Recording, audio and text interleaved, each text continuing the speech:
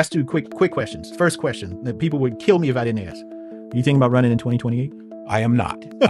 And my job, and I say that, I am doing all I can to help build the party and make sure whoever that person is wins. Well, we appreciate it. And I think we need to flood the zone with people.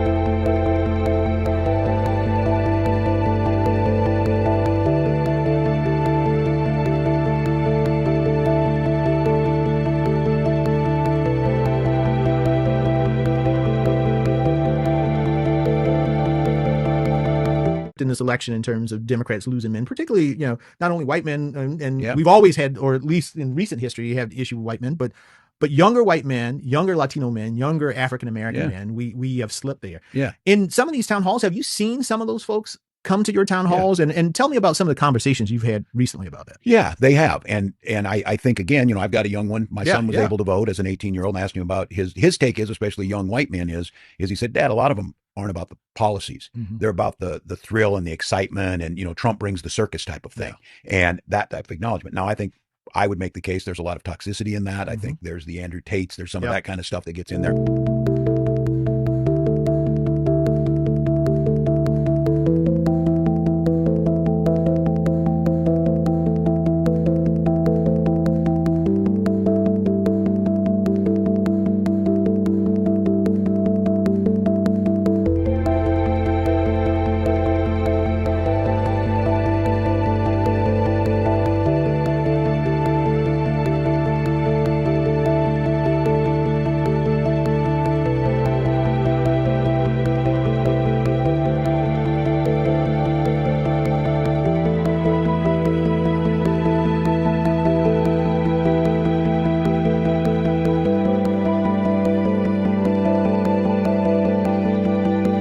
And businessman and TV personality Mark Cuban went on Pod Saves America. He had this message for the Democrats. It's just Trump sucks. That's the underlying, thought of everything the Democrats do. Trump sucks.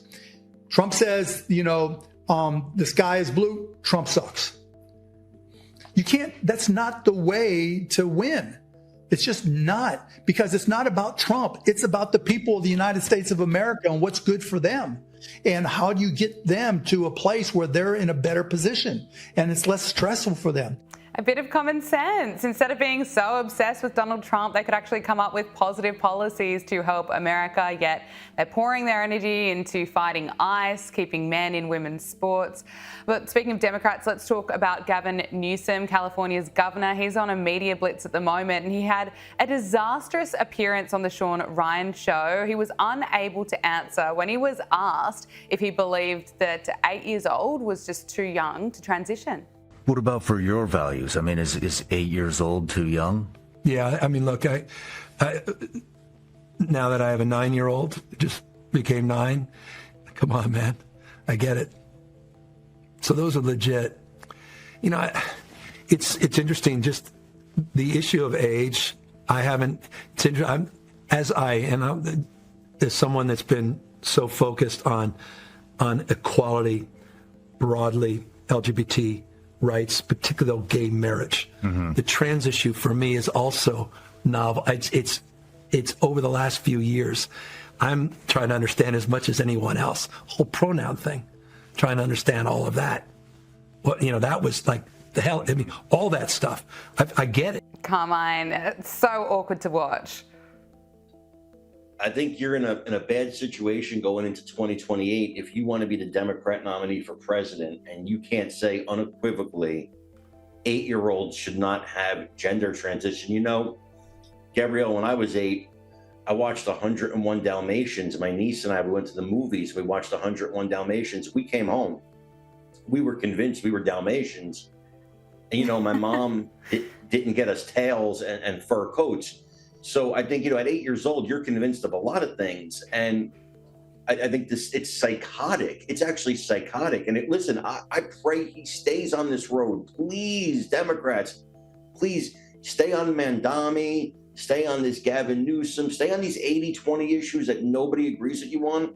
We'll keep the White House forever. They've apparently learned nothing at all. And I'm all for it. Let's talk about Mamdani. He's the front runner for New York City mayor. Socialists around Mamdani, and he's made it clear he's not a fan of capitalism. He's refused to recognize Israel's right to exist. He's come under fire for his campaign policy document that calls for shifting the city's tax burden onto richer and whiter neighbourhoods. And now in Minneapolis, the Democrats are running Omar Fattah for mayor, and he wants rent freezes, he wants to defund the police, and he wants to, of course, Trump-proof the city. But he also wants to bridge the gap between Minneapolis and Somalia. Take a look at this. We should make dua for him and pray for him. I understand that our Somali communities are all connected to each other here in Minnesota and back home, and I ask for your support. There's always been a link between our community here as well as back home, and I'm running to bridge that gap and unite all of us and represent all of us, because when we succeed here, we succeed everywhere. And I'm hoping to do that just like Abdrazak, inshallah. Looking at Mamdani and Omar Fattah, they are radical far left. Mamdani has been in DC today, meeting with Democratic lawmakers to talk about the lessons from his surprise win out there with AOC. But this is really putting the spotlight on the future direction of the Democrat Party, don't you think? Oh boy, yes, and I love it. I think this is fantastic. I've said it before, I'll say it again. Democrats are doing our work for us. No matter what mistakes the Republicans make, and we've made some mistakes since January 20th, don't get me wrong.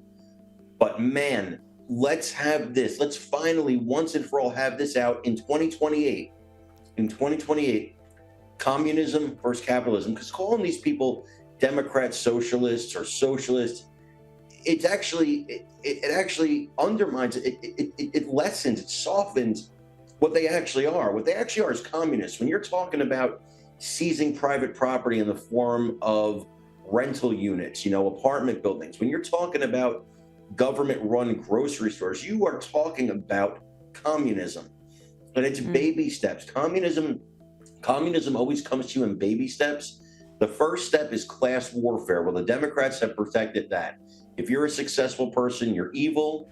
If you're a poor person, then you're righteous.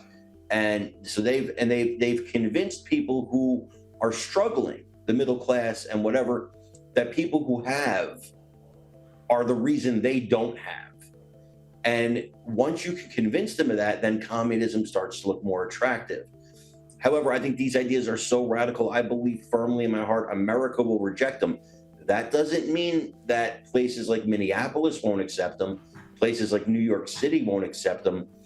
I think, and this is going to shock people, as much as I don't want Mamdani to win, I believe that him winning in New York City would be the best thing that could happen for capitalism, because it's the biggest, most popular city in the world. It is the beacon of capitalism in the globe.